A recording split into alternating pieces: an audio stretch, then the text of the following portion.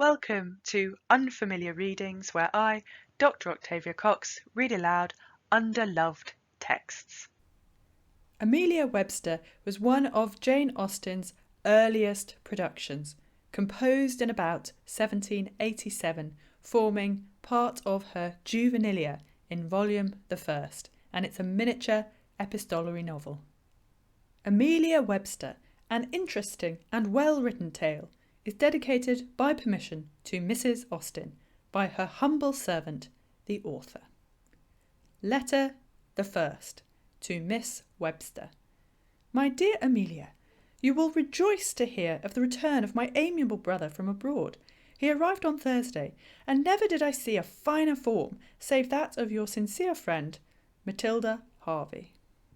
Letter the second to H. Beverley, Esquire.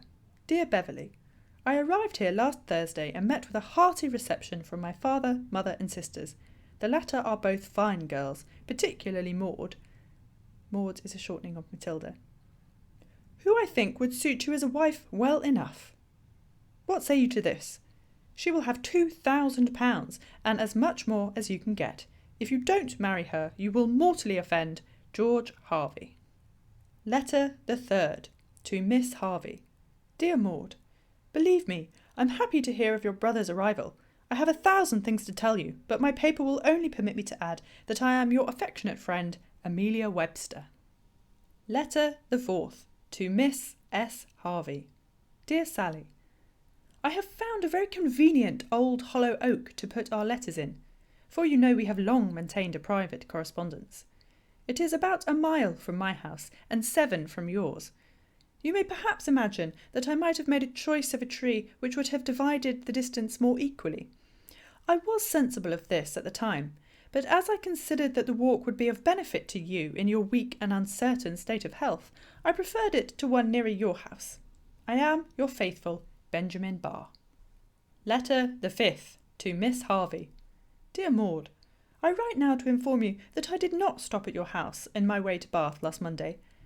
I have many things to inform you of besides, but my paper reminds me of concluding, and believe me yours ever, etc., etc., Amelia Webster.